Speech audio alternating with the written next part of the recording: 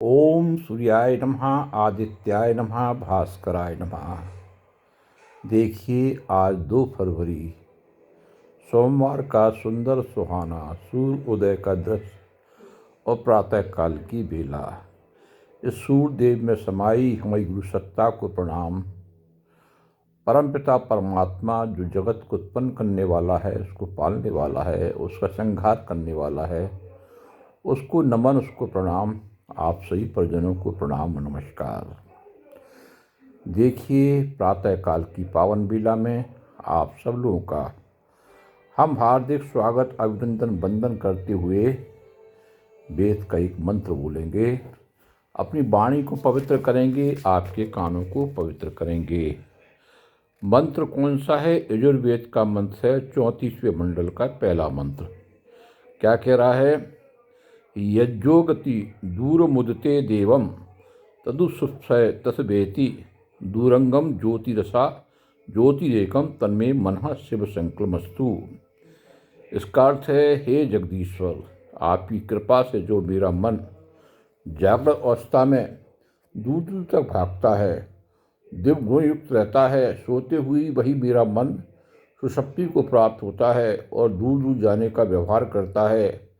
प्रकाशों का ज्योतियों का एकमात्र प्रकाशक ज्योति मेरा मन अपने तथा दूसरे प्राणियों के लिए कल्याणकारी संकल्प वाला हो, किसी का अहित करने की इच्छा वाला कभी न हो। प्रभु जागते हुए सदा जो दूर दूर तक जाता है, सोते में भी दिव्य शक्ति में कोसों दौड़ लगाता है। दूर दूर बह जाने वाला तेजों का भी तेज निधान नित्य युक्त शुभ संकल्पों से वह मन मेरा हो भगवान। मन की चर्चा की जा रही है और ईश्वर से प्रार्थना करी जा रही है कि हमारा मन सुंदर बने, अच्छा बने और गुण वाला हो। ऐसी प्रार्थना ज्योतियों का जो ज्योति परमात्मा है उसके लिए की जा रही है। चलिए, सदा की भांति वेद मंत्र हमने बोल दिया। चलते अपने सत्संग की दुनिया में, विचारों की दुनिया में, ज्ञान की दुनिया में, क्योंकि मनुष्य उसको कहते हैं जो मननशील प्राणी रहता है। मननशील प्राणी को मनुष्य कहा गया है और वेद भगवान कहते हैं मनोभाव। जैसे कि मतलब इस्लाम वाले कहते हैं मुसलमान बनो, ईसाई लोग कहते हैं ईसाई बनो, पर जो हमारे वेद भगवान कहते हैं तुम कुछ मत बनो, तुम मनुष्य बनो। मनोभाव, मनुष्य बनने की प्रेरणा ईश्वर देता है। अब मनुष्य किसको कहते हैं? चुप्पे लोगों को मनुष्य नहीं कहते हैं कि कोई कुछ भी देखते रहो, कोई कुछ भी करता रहे, आप आंख बंद करके बैठे हो, कोई जवाब नहीं कर रहा, सवाल नहीं कर रहे, खामोश हो। तुम भी अच्छे हो, तुम भी अच्छे हो, तुम भी ठीक कर रहे, हम भी ठीक कर रहे, बस जैसे तैसे अपना जीवन काट रहे हैं। ये मनुष्य नहीं है। मनुष्य वो है जो मनन करे, अपनी परिस्थितियों की तरह निगाह रखे और ये देखेगा सत्य क्या चल रहा, सत्य क्या चल रहा है, ज्ञान कहाँ चल रहा, ज्ञान कहाँ चल रहा, पाखंड कहाँ चल रहा है और सच्ची आराधना कहाँ चल रही है। इसमें अपना मतलब विचार ही व्यक्त करे और आगे आगे आगे मतलब जो है बिना भेदभाव की निष्पक्षता से अपनी आत्मा को ही ईश्वर मानकर उसकी साक्षी में बात करे। हमारे परम पूज्य गुरुदेव का एक वाक्य है, सदाचार अनाचार बढ़ता है कब, सदाचार चुप रहता जब।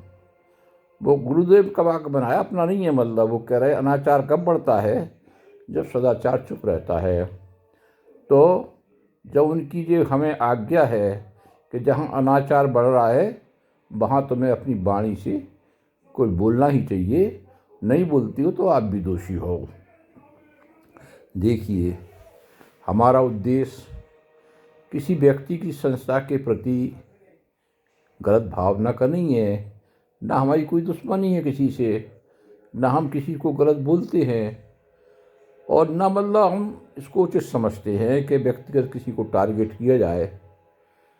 जो जैसा करेगा तो भरेगा। पर जहाँ जहाँ हम प्रभावित हो जाते हैं तो हमारी आत्मा तो हमें कचोटती है ना। हमारी आत्मा में मतलब जो है कि प्रेरणा देती है कि भैया बोलो ना, तुम यहाँ पे इसका विरोध करो, अनाचार हो रहा है ना, तो मजबूरी में बोलना पड़ता है। अभी हम क्या देख रहे हैं संस्थाओं में, खासकर हम जिस संस्थाओं में रहते हैं उसके बारे में ज़्यादा जानते हैं। तो हमने 2-4 संस्थाओं में काम किया। आर्य समाज में भी हम पदाधिकारी रहे, उसमें भी काम किया। सत सनातन वैदिक धर्म फाउंडेशन रजिस्टर्ड है दिल्ली में, उस पर भी राष्ट्रीय सलाहकार रहे। और गायत्री परिवार से तो खैर हमारा नाता बहुत पुराना था। अब ये बताने की आवश्यकता नहीं है कि हमने क्या क्या काम किए, अधिकांश लोग जानते हैं।